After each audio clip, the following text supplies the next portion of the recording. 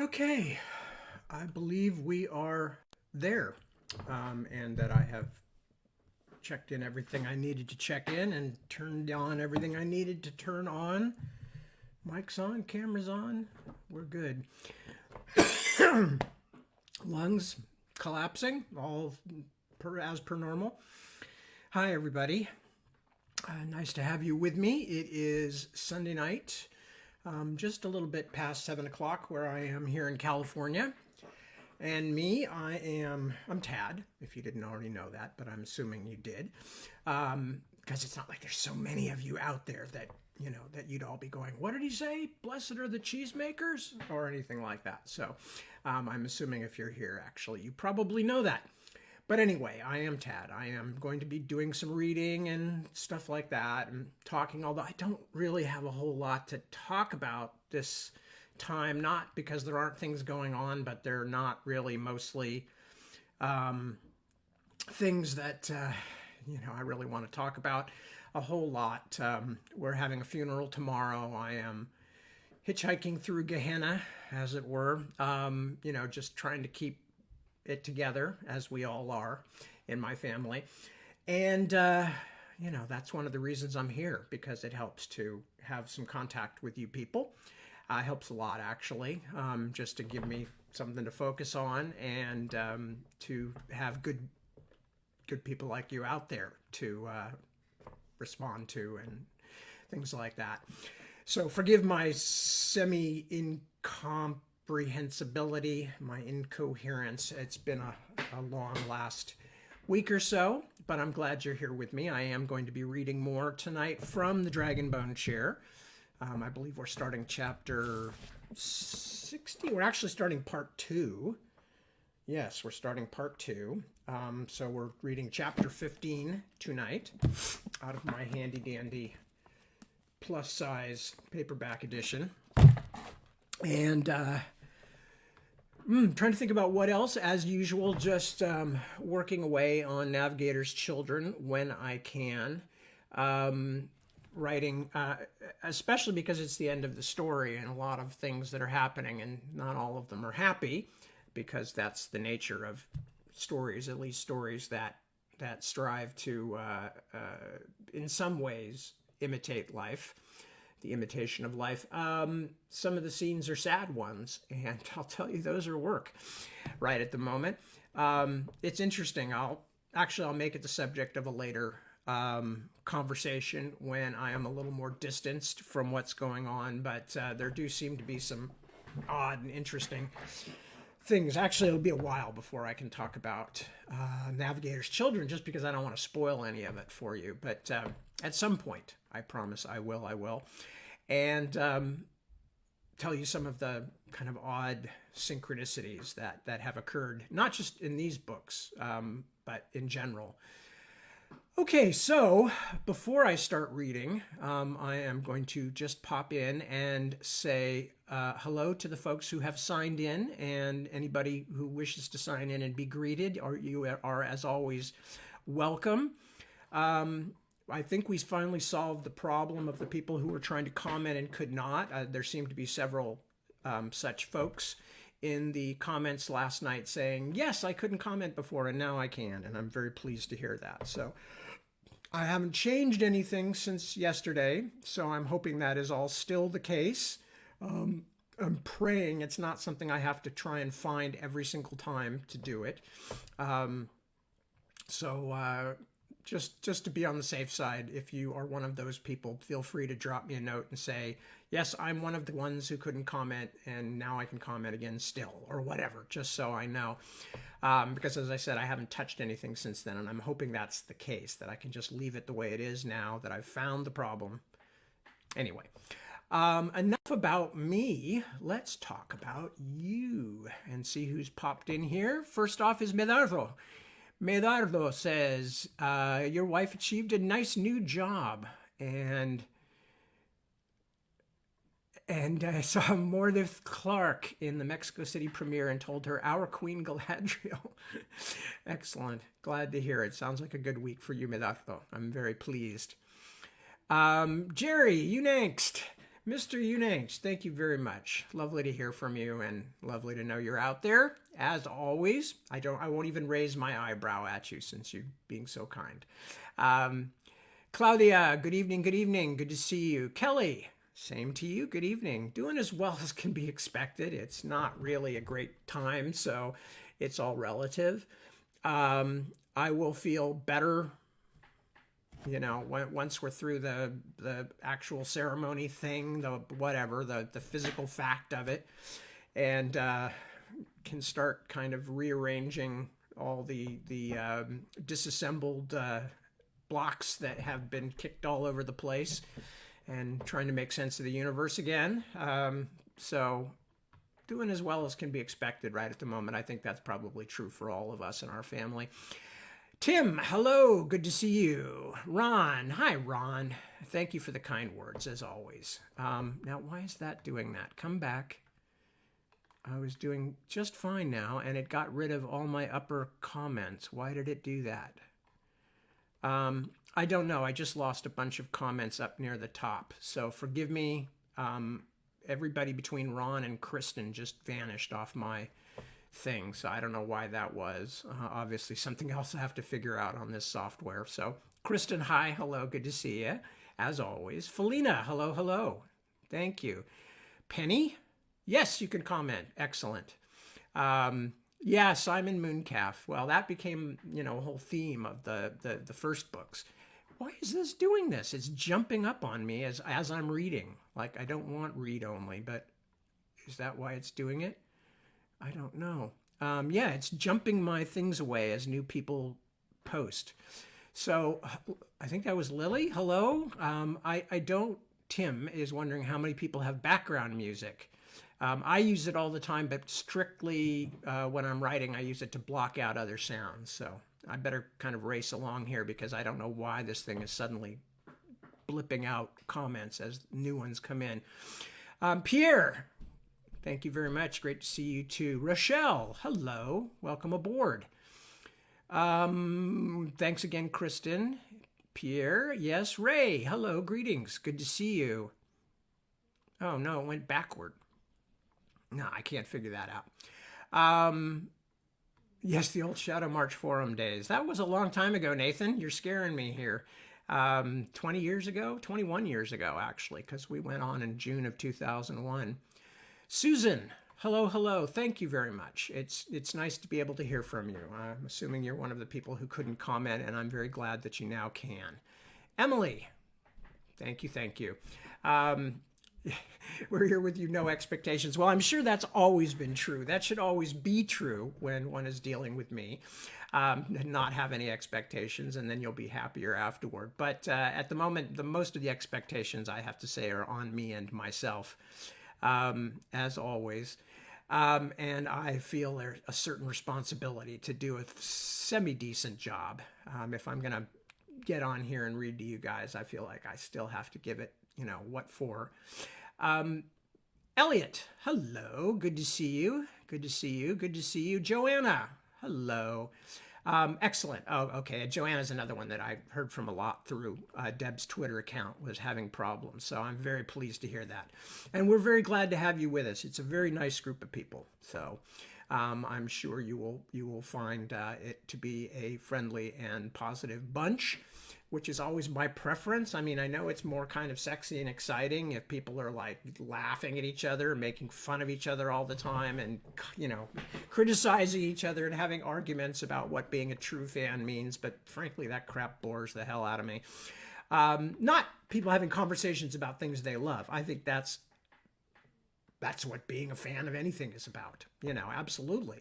I spent a large part of my youth having huge, long, extremely convoluted conversations and arguments with my friends about rock and roll and comics and things like that, sports, So I'm in favor of that kind of thing. But unless somebody's your friend and you're teasing, which also is fine, and they know you're teasing, and it's something that you do with each other, that the amount of anonymous negativity that unfortunately that the internet has brought to us is kind of discouraging sometimes. But I'm not going to go on a tangent about that. Y'all know how I feel about that kind of thing. I've talked about it quite a bit. But anyway, so welcome aboard. Good to have you finally, where you can post with us, Joanna. And Sasha, hello, hello. Tracy, hello, hello to you too. So, well, hola, Sasha. So, and hi, Tracy. Teresa, hi, sweetie. Thank you. Nice to hear from you. We think about you a lot here. We're sorry we've been kind of deep down under the under the shadow of in the last few months. Even before my mom got sick, we had a lot of stuff going on that was just crazy. Shivam, hello, buddy. Long time no see. Miss you. Hope you and your family are well. Felina, and okay. Oh, Felina's talking to Tim. Terzian. Is it Terzian or Terzian? I haven't ever heard you actually say how the last name is correctly pronounced, and I want to know how it's correctly pronounced so I can deliberately pronounce it wrong to tick you off. So let me know. Anna. Hi, Anna. I don't go all GRRM and kill off most of the beloved characters because I feel that nothing wrong with killing off a character here and there, especially if you're trying to achieve a lifelike sense of, the stakes involved. But on the other hand, I also feel like it can be a kind of a shortcut to emotional engagement.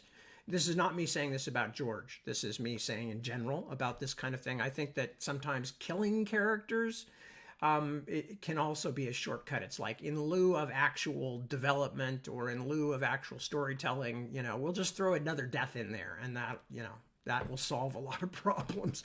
Won't have to do this, won't have to do that, but instead we can have this moment of pathos and tragedy.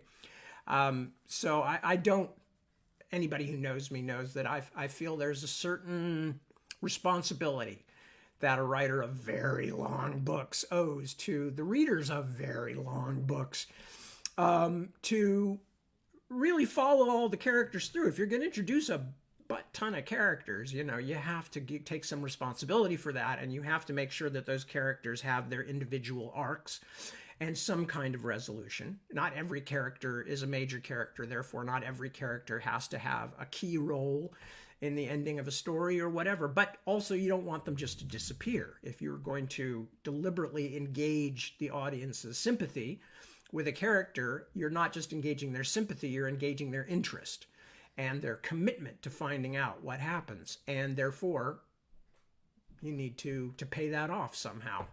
And killing them off is one of the cheapest, easiest ways to do it. Also, besides it's a long, complicated thing I'll save for another time. Jeremy, hello. Good to see you, as always. Nathan says, great for you to stream on Twitch. Sure. I'll look into it. I'm at the moment things are a bit fraught, but I will certainly look into it. That's a suggestion I've had before. Barb, good evening, Barban. Good to see you. Kristen, I think I said hello to you already, but I'll say it again anyway. Hi, Kristen. Yes, okay, now we're going back through the ones I've already seen. So there's Penny. Okay, there's Lori. Hello, good evening. Yes, and now we're back to Tim. Okay, so they just slipped up to the top. They didn't actually disappear. Okay. So who else have I not checked in with yet? There's Susan. Emily, I said hello to, I think, but if I didn't, hello, Emily. Good to see you. Elliot, yeah, I saw Elliot. I saw Joanna. Yeah, okay, good. Oh, God, I'm going to have to work with these comments so they're less confusing, too. Who have I not said hello to? There's Sarah. Hello, Sarah. And who else? Patty. Hello, Patty. Good to see you, too. There's a name I haven't seen before, I don't think, or at least not on Sunday nights. Nikki. Hi, Nikki. Nikki is our up-the-hill neighbor. Hello, Nikki. Thank you for saying that. And lovely to see you. I'm sorry we haven't seen more of you guys. It's been a hellacious summer in a number of ways. I hope you're well. James, my friend James. Hello, James. Good to see you. Let's see, who else have I not said hello to yet? Lori, I did, I think, but just in case I didn't, hello, Lori. Good to see you. Katie, excellent. Good to see you too. And who else? Terzian. Alexis, Terzian. I don't know. I'm going to have to find a number of really weird ways to say that just to tick you off. But I'll let you know once I come up with a few. So, well, you'll find out. Anyway, thank you, Alexis. Good to see you. Shivam, I would love to have your help on that. So we will talk about it when the time comes. I just actually like to see you and see how you are and how your family is and everything. Angie, last but definitely not least, hello, Angie. Good to see you. Thank you for joining me tonight. So, I think then, excuse me, I'm going to down a little Pellegrino. I am, oh my God, was that a plug? Am I influencing? Yo, nice Italian water making people. That was an influence thing. I was influencing. Send money or send more Pellegrino. Would it be plural? Pellegrini? Send more Pellegrini? I don't know. But I'm paying for them now. Full retail. Anyway. Good to see you. I cannot tell you, just before I start writing, how absolutely messed up the world feels like right now to me. Not saying this as a request for people to do anything or tell me anything or what. I mean, this is the human thing, right? The human thing. But in my heart, I am very, very sad right now, not surprisingly. And not looking forward to anything that's happening right now in terms of the short-term stuff of the family stuff and helping my dad out. And I mean, I'm looking forward to it in the sense of being able to do it, of course, because my dad is very important to me. And not looking forward to the stuff, my mom's funeral and all that stuff, although obviously my mother was and is super important to me. I mean, will be super important to me as long as I'm alive. But the overall effect is just kind of, everything is covered in gray. Everything is heavy. Fortunately for me, I guess, I'm one of those people who's always been able to kind of deal with stuff, compartmentalize or whatever. But I'm bored about talking about me anyway. I'm bored with it. So just to let you know, I am doing okay. The family's doing okay. We're all right. We appreciate the kind words. But I am, there's a part of me that just goes, please, if I could jump forward. I know it's cowardly. I know it's cowardly. But if I could just jump forward 3 months and, all of this would be 3 months behind us, in the sense of it wouldn't make anything better except just it would diminish some of the sadness. But that's not the way the world works. There is no time travel, and unless we find a radical new way to engage in quantum physics, as long as you've got a matter shell that you walk around in, time travel is probably never going to be an issue, never going to be a possibility for you one way or the other. So the concomitant, the thing that comes with that is you live it. You live it, and you try not to wish it away, because even the sad stuff is part of the living it. So that's what we're doing on our end. And I hope you all are well too. I'm not only focused on me or mine, but also hoping all of you are well too. Or at least as well as you can be under whatever circumstances. All right, with that, I have now frittered away 20 minutes, as I often do at the beginning of these broadcasts, and I am going to start reading. I will try to get through the whole chapter, depending on how much I have left. We'll see. You have to remember, I wrote these things like, getting for 35 years ago now, so it's hard for me to remember which chapters are long and which chapters are short, and I have literally no idea about this one. Anyway, this is chapter 15 of the Dragonbone Chair, and it is called A Meeting at the Inn. The first thing Simon heard was a humming noise, a dull buzz that pushed insistently against his ear as he struggled toward wakefulness. Half opening an eye, he found himself staring at a monstrosity, a dark, indistinct mass of squirming legs and glittering eyes. He sat up with a startled yelp and a great flailing of arms. The bumblebee that had been guilelessly exploring his nose leaped away in a whir of translucent wings to search for a less excitable perch. He lifted a hand to shade his eyes, startled by the vibrant clarity of the world around him. The daylight was dazzling. The spring sun, as if on imperial procession, had scattered gold on all sides across the grassy downs. Everywhere he looked, the gentle slopes were rich with dandelions and long-stemmed marigolds. Bees hurried among them, nipping from flower to flower like little doctors discovering, much to their surprise, all their patients getting well at the same time. Simon slumped back down into the grass, clasping his hands behind his head. He had slept for a long while. The rich sun was almost straight overhead. It made the hairs on his forearms glow like molten copper. The tips of his ragged shoes looked so far away he could almost imagine them the peaks of distant mountains. A sudden cold sliver of memory pierced his drowsiness. How had he gotten here? What? A dark presence at his shoulder brought him quickly onto his knees. He turned to see the tree-mantled mass of Thisterborg looming behind him, not half a league away. Every detail was stunningly clear, a pattern of precise edges.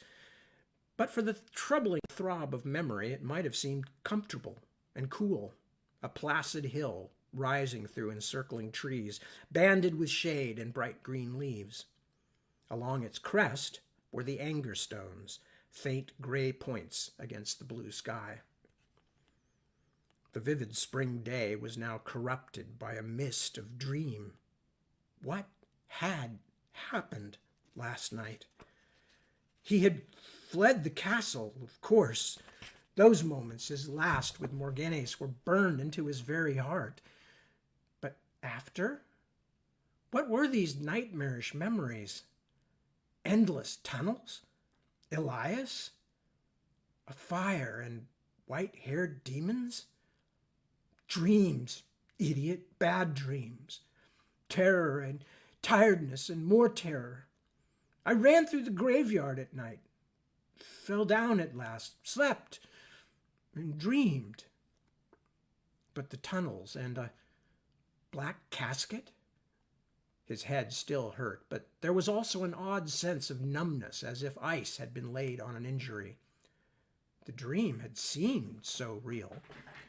Now it was distant, slippery and meaningless, a dark pang of fear and pain that would drift away like smoke if he allowed it to, or at least he hoped it would. He pushed the memories down, burying them as deeply as he could, and closing his mind over them like the lid of a box. It's not as though I don't have enough things to worry about. The bright sun of Belthane day had smoothed some of the kinks from his muscles, but he was still sore and very hungry. He clambered stiffly to his feet and brushed the clinging grass from his tattered, mud-smeared clothes. He stole another look at Thisterborg. Did the ashes of a great fire still smolder among the stones there? Or had the shattering events of the day before pushed him for a while into madness? The hill stood impassive. Whatever secrets might lurk beneath the cloak of trees or nestle in the crown of stones, Simon did not want to know. There were already too many hollows that needed filling. Turning his back on Thisterborg, he faced across the downs to the dark breakfront of the forest. Staring across the vast expanse of open land, he felt a deep sorrow welling up within him and pity for himself. He was so alone. They had taken everything from him and left him without home or friends. He slapped his hands together in anger and felt the palms sting. Later, he would cry.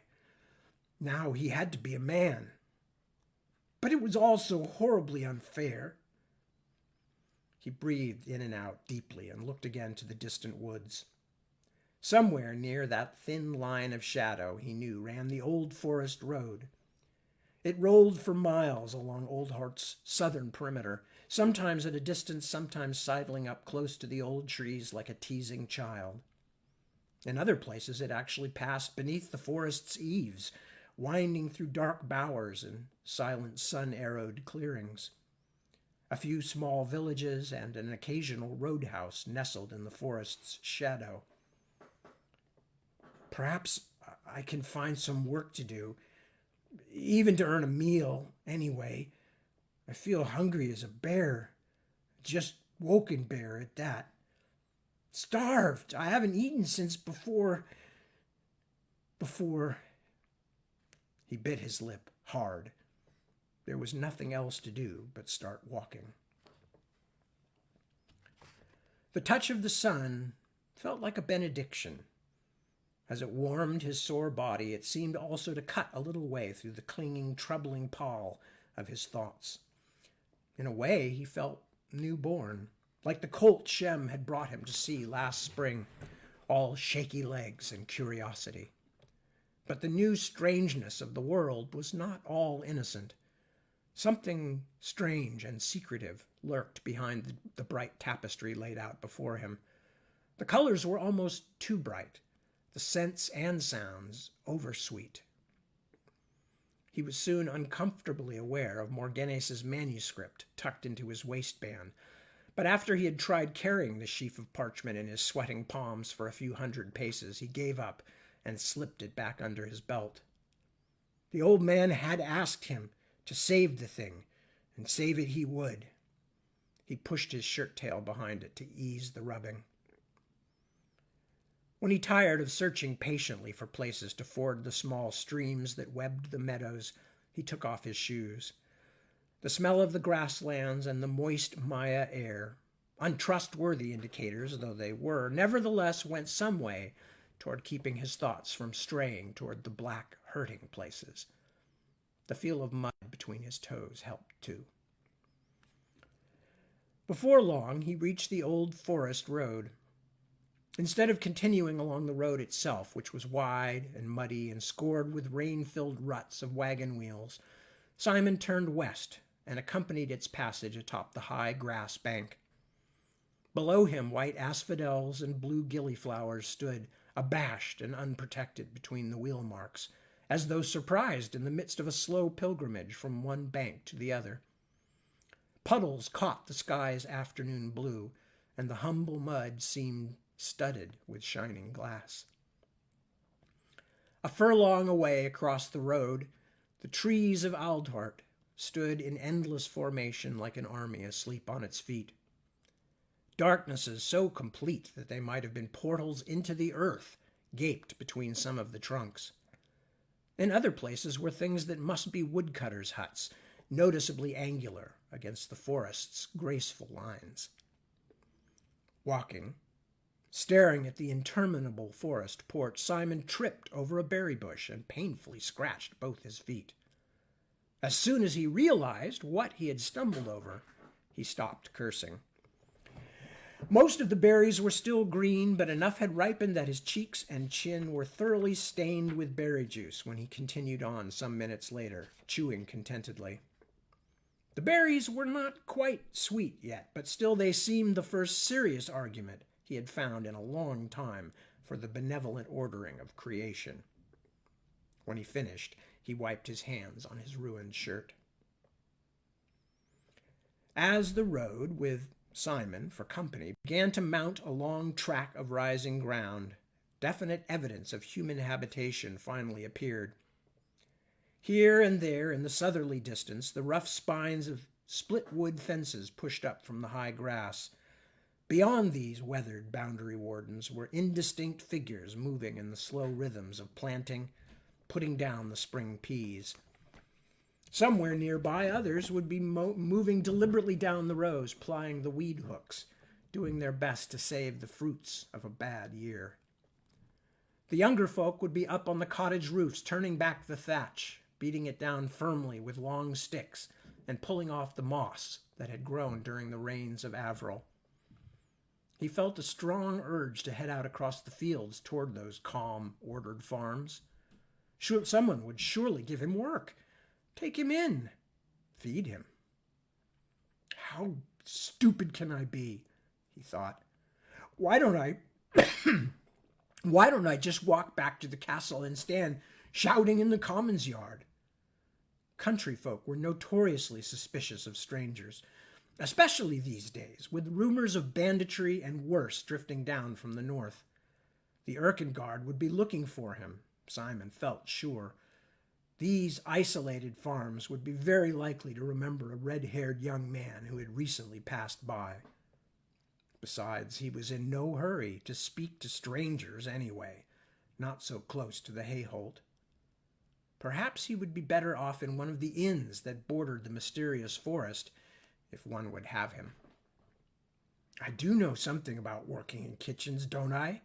Someone will give me work, won't they? Topping a rise, he saw the road before him intersected by a dark swath, a crease of wagon tracks that emerged from the forest and meandered south across the fields. A woodsman's road, perhaps, a route from the woodchopper's harvesting place to the farmlands west of Urchester. Something dark stood, angular and erect, at the meeting point of the two roads. A brief twinge of fear passed through him before he realized that it was too tall an object to be someone waiting for him. He guessed it to be a scarecrow or a roadside shrine to Elysia, the Mother of God. Crossroads were infamously strange places, and the common folk often mounted a holy relic to keep away loitering ghosts. As he neared the crossing, he decided that he had been right about it being a scarecrow. The object seemed to be hanging from a tree or pole and swayed softly, breeze blown. But as he came closer, he saw it was no scarecrow. Soon he could no longer convince himself that it was anything other than what it was, the body of a man swinging from a crude gibbet. He reached the crossroad. The wind subsided. Thin roadway dust hung about him in a brown cloud. He stopped to stare helplessly. The road grit settled, then leaped into swirling motion once more. The hanged man's feet, bare and swollen black, dangled at the height of Simon's shoulder. His head lolled to one side like a puppy picked up by the neck scruff. The birds had been at his eyes and face. A broken shingle of wood with the words, "M. the King's Land," scratched upon it bumped gently against his chest. In the road below lay another piece. On it was scrawled, "Poached Fro." Simon stepped back. An innocent breeze twisted the sagging body so that the face tipped away to stare sightlessly across the fields.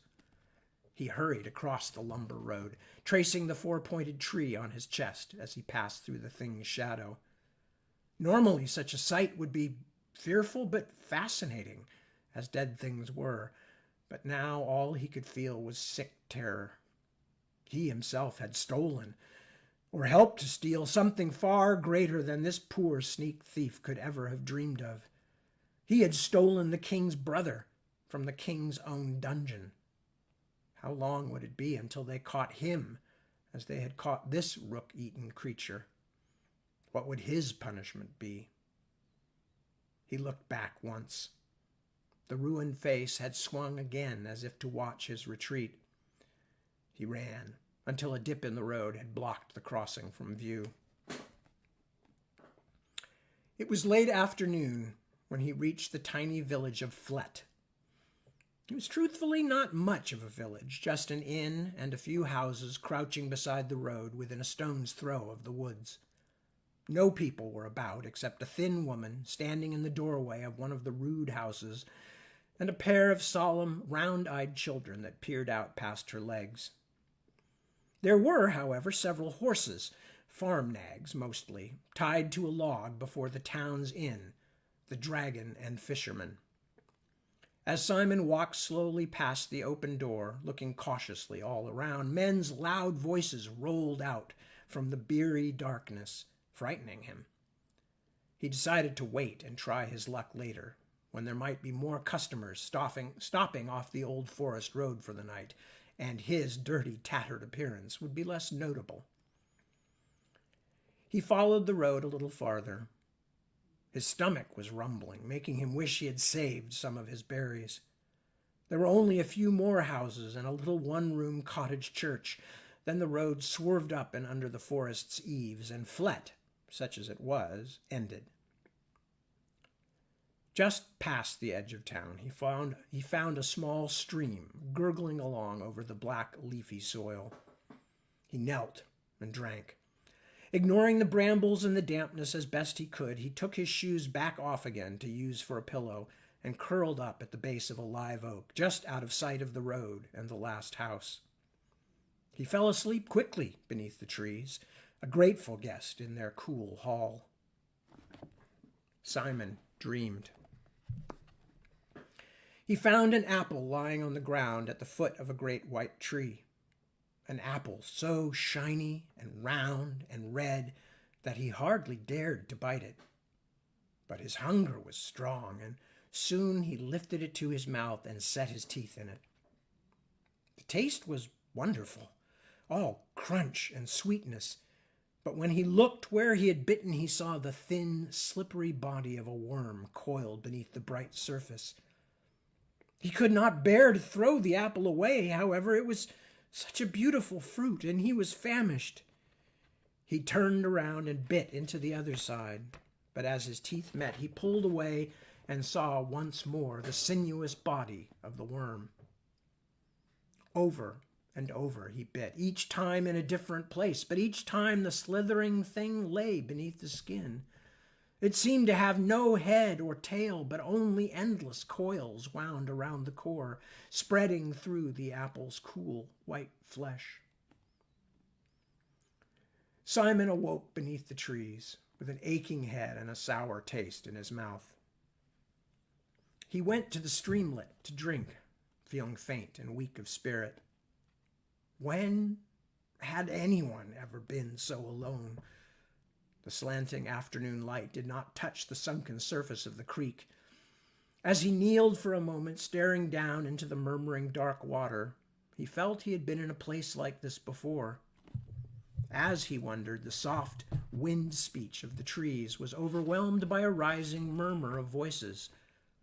For a moment he feared he was dreaming again, but as he turned, he saw a crowd of people, a score at least, coming up the old forest road toward Flet. Still in the shadow of trees, he moved forward to watch them, drying his mouth with the arm of his shirt. The marchers were peasant folk, dressed in the rough cotsman's cloth of the district, but with a festive air. The women had ribbons twined in their unpinned hair, blue and gold and green. Skirts twirled about bare ankles. Some, who ran in front, carried flower petals in their aprons, which they cast fluttering to the ground. The men, some young and light-footed, some limping gaffers, carried on their shoulders a felled tree. Its branches were as ribbon-festooned as the women, and the menfolk held it high, swinging it jauntily as they came up the road. Simon smiled weakly. The Maya tree.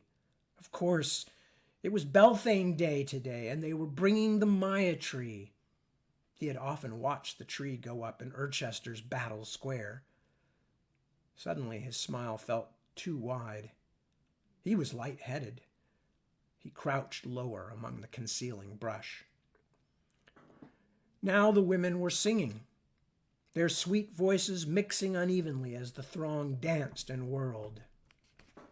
Come now to the Breredon, come to the hill of briars. Put on your merry flower crown, come dance beside my fire. The men replied, voices ragged and cheerful. I'll dance before your fire, lass. Then in the forest shadow we'll lay a bed of blossoms down and put an end to sorrow.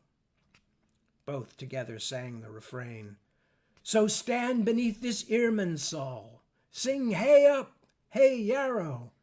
Stand beneath the Maya pole, sing hey up, God is growing. The women were beginning another verse, one about hollyhock and lily leaves and the king of flowers, as the noisy band grew abreast of Simon. Caught up for a moment in the high spirits, his dizzy head full of the exuberant music, he began to push forward. Not 10 paces away on the sun-blotted road, one of the men nearest him stumbled, a trailing ribbon coiled about his eyes. A companion helped him to disentangle himself, and as he pulled the gold streamer loose, his whiskery face creased in a broad grin.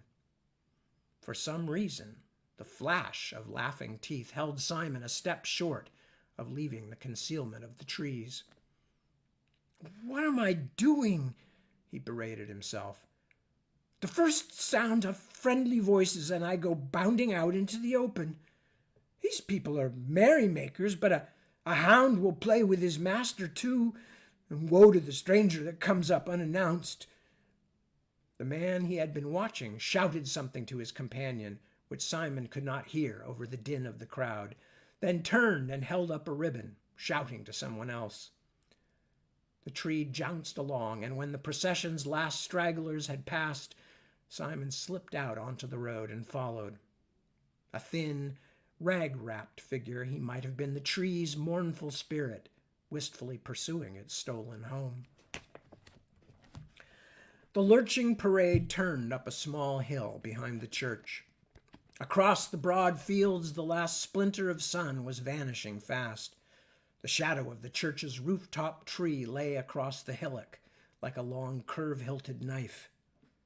Not knowing what was planned, Simon hung well back of the group as they carried the tree up the slight rise, stumbling and catching on the new-sprung briars. At the top, the men gathered, sweaty and full of loud jests, and levered the trunk upright into a hole dug there. Then, while some held the swaying bulk steady, others shored up the base with stones. At last they stepped back. The Maya tree tottered a bit, then tipped slightly to one side, drawing a gasp of apprehensive laughter from the crowd. It held, only slightly out of plumb. A great cheer went up. Simon, in the tree shadows, gave voice himself to a small, happy noise, then had to retreat into hiding as his throat tightened. He coughed until blackness fluttered before his eyes. It had been nearly a full day since he had uttered a spoken word. Eyes watering, he crept back out. A fire had been kindled at the hill's foot, with its highest point painted by the sunset and the flames jigging down below. The tree seemed a torch fired at both ends.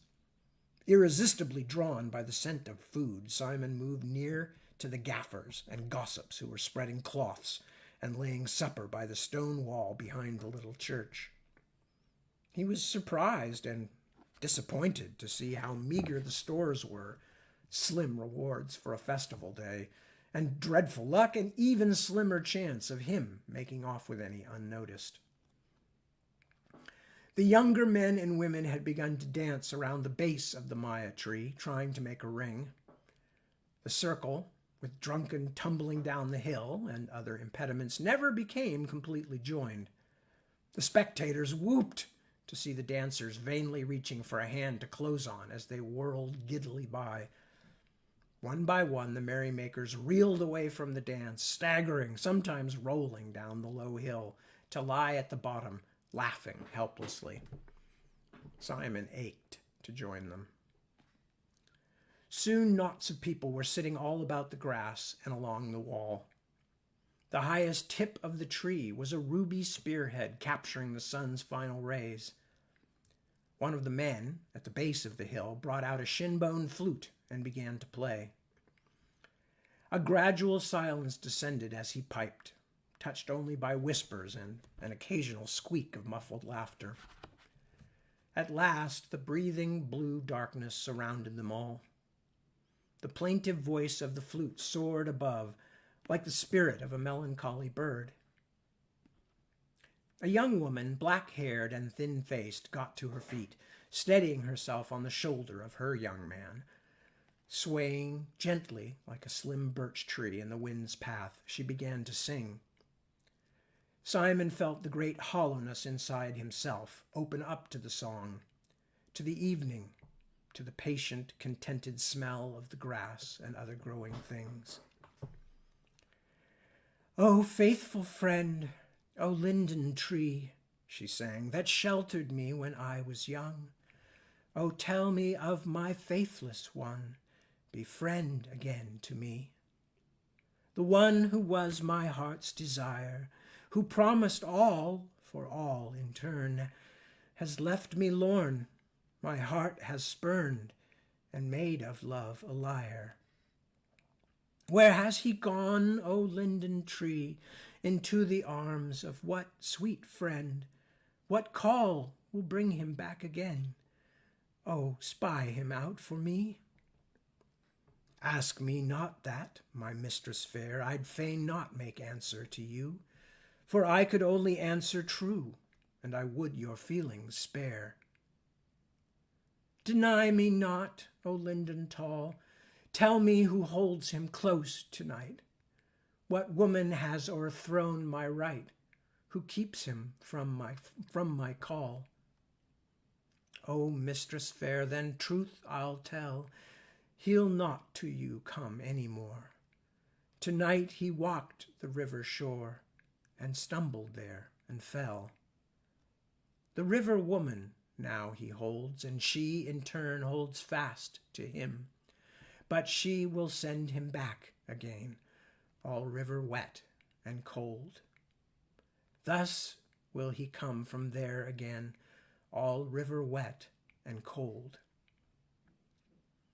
As the black-haired girl sat down again, the fire crackled and spat as if in mockery of such a damp, tender song.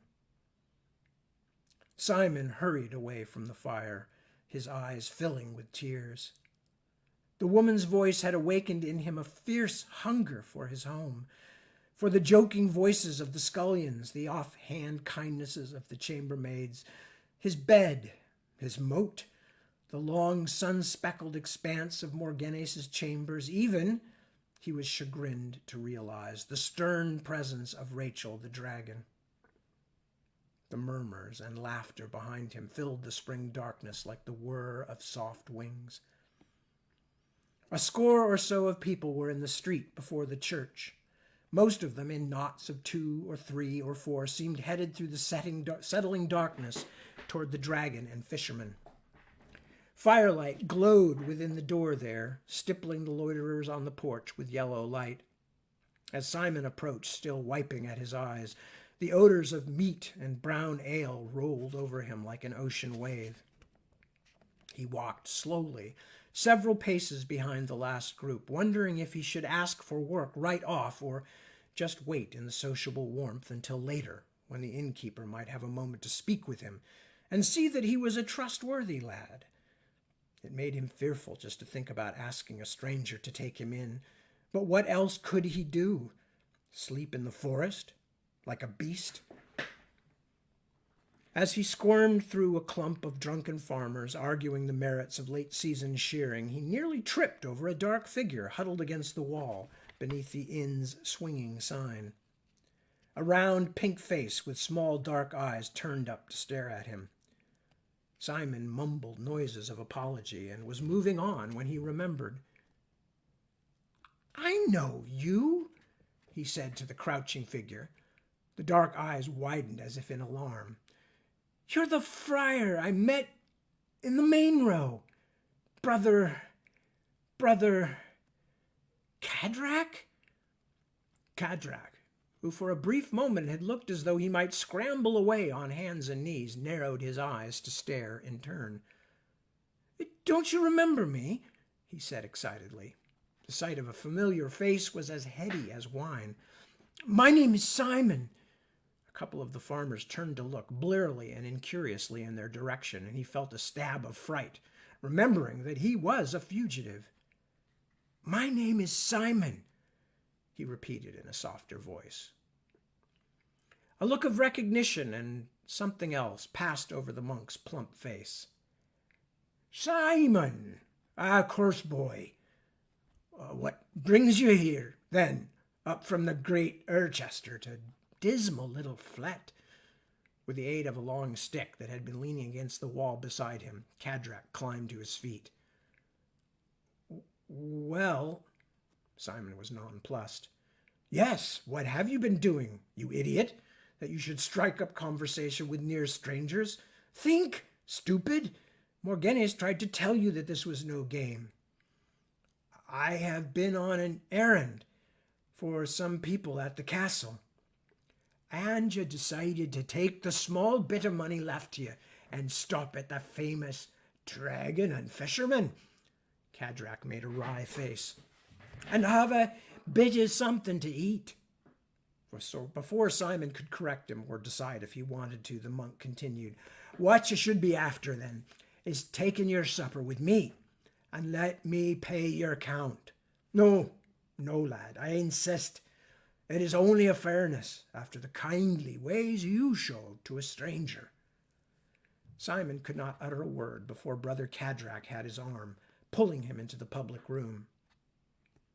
A few faces turned as they entered, but no one's eyes lingered. The room was long and low-ceilinged, lined along both walls with tables and benches so wine-stained, hacked, and carved upon that they seemed held together only by the dried gravy and suet with which they were so generously splattered. At the end nearest the door, a roaring fire burned in a wide stone fireplace. A sooty, sweating peasant lad was turning a joint of beef on a spit. He winced as the dripping fat made the flames sizzle. To Simon, it all looked and smelled like heaven. Cadrak dragged him to a spot along the back wall. The tabletop was so cracked and pitted that it hurt to rest his skinned elbows on its surface. The monk took the seat across from him, leaning back against the wall and extending his legs down the length of the bench. Instead of the sandals that Simon would have expected, the friar wore ragged boots, splitting from weather and hard use. "Innkeeper! Where are you, worthy publican?" Cadrak called. A pair of beetle-browed, blue-jawed locals that Simon would have sworn were twins looked over from the opposite table with annoyance written in every facial furrow. After a little wait, the owner appeared, a barrel-chested, bearded man with a deep scar across his nose and upper lip. "Ah, there you are," said Cadrak. "Bless you, son. Bless you. Bring us each a mug of your best ale. Then will you be so good as to carve us off some of that joint? That and 2 trenchers of bread to sop with. Thanks to you, laddie." The owner frowned at Cadrak's words, but nodded his head curtly and walked away. As he left, Simon heard him grumble, "Hernistery buggerer." The ale came soon, and then the meat, then more ale. At first Simon ate like a starving dog, but after easing his initial desperate hunger and looking about the room to make sure no one was paying them undue attention, he slowed his pace and began to attend to Brother Cadrak's meandering conversation. The Hernister man was a wonderful storyteller, despite the burr of his accent that sometimes made him a little difficult to understand. Simon was vastly amused by the tale of the harper Ithaneg and his long, long night, despite being a bit shocked to hear such a story told by a man of the cloth. He laughed so hard at the adventures of Red Hathrehin and the Scythy woman Finaju that he sprayed ale over his already stained shirt. They had lingered a long while. The inn was half empty when the bearded innkeeper finished filling their mugs for the 4th time. Cadrak, with broad gesticulation, was telling Simon of a fight he had once witnessed on the docks of Ansis Pelope in Perdruin. 2 monks, he explained, had cudgeled each other into near unconsciousness during an argument about whether or not Lord Eucyrus had magically freed a man from a pig spell on the island of Grenamen. Just at the most exciting point, Brother Cadrak was waving his arms so enthusiastically in the description that Simon feared he would fall off the bench. The tavern keeper thumped an ale jug loudly down in the middle of the table. Cadrak, caught in mid-exclamation, looked up. "Yes, my good sir," he said, cocking a bushy brow, "and how can we be helping you?" The innkeeper stood with arms folded, a look of suspicion pinching his face. I let you stand credit so far 'cause you're a man of the faith, father, he said. But I must be closing up soon. Is that all that's afflicting you? A smile raced across Cadrak's round face. We'll be right over to reckon up with you, good fella. What was your name then? Freywaru. Well, never fear then, good man Freywaru. Let the lad and me be finishing these noggins, and then we'll let you get your sleep. Freywaru nodded in his beard, more or less satisfied, and stumped off to yell at the turnspit boy. Cadrak emptied his mug with a long and noisy swallow, then turned his grin on Simon. Drink up now, lad. We must not keep the man waiting. I am of the Granesian order, you know, and have a feeling for the poor fella. Among other things, good St. Granus is the patron of innkeepers and drunkards, a natural enough pairing. Simon chuckled and drained his cup. But as he put down, a finger of memory tugged at him. Hadn't Cadrak told him when they first met in Urchester that he was of some other order? Something with a V? Vilderiven? The monk was fishing about the pockets of his robe with a look of great concentration on his face, so Simon let the question pass. After a moment, Cadrak pulled out a leather purse and dropped it on the table. It made no sound, no clink, no jingle. Cadrak's shining forehead wrinkled in a look of concern, and he held the purse up to his ear and slowly shook it. There was still no sound. Simon stared. Ah, laddie, said the friar mournfully, will you look at that now? I stopped to help a poor beggar man today. Carried him down to the water I did and washed his bleeding feet. And look what he has done to repay my kindness. Cadrak turned the purse over so that Simon could see the gaping hole slit across the bottom. Can you wonder why I sometimes fear for this wicked world, young Simon? I helped the man, and why he must have robbed me even as I was carrying him. The monk heaved a great sigh. Well, lad, I'm afraid I'll have to prevail on your human kindness and Aidinite charity to lend me the money that we're owing here. I can soon pay you back, never fear. He clucked, waving the slit wallet at the gape-eyed Simon. Oh, but this world is sick with sin. Simon heard Cadrak's words only vaguely, a babble of sounds in his ale-muddled head. He was looking not at the hole, but at the seagull, worked on the leather in heavy blue thread. After a moment he raised his stare until his eyes met Brother Cadrak's. The ale and the warmth of the commons room had flushed Simon's cheeks and ears, but now he felt a tide of blood that was hotter still mounting up from his fast-beating heart. That's my purse, he said. Cadrak blinked like an undenned badger. What, lad? He asked apprehensively, sliding slowly away from the wall to the middle of the bench. I am afraid I was not hearing you well. That purse is mine. Simon felt all the hurt, all the frustration of losing it come welling up. Judith's disappointed face, Dr. Morganes's sad surprise, and the shocked sickness of trust betrayed. All the red hairs on his neck stood up like boar's bristles. Thief! He shouted suddenly and lunged, but Cadrak had seen it coming. The little monk was off the bench and skittering backward up the length of the inn toward the door. Now wait, boy, it's a mistake you're making, he shouted, but if he really thought so, he did not seem to have much faith in his ability to convince Simon. Without pausing for a moment, he grabbed his stick and sprang out the doorway. Simon was after him at a sprint, but was barely through the door jamb when he felt himself grappled around the waist by a pair of bear-like arms. A moment later, he was up off the floor, breath pressed out, legs helplessly dangling.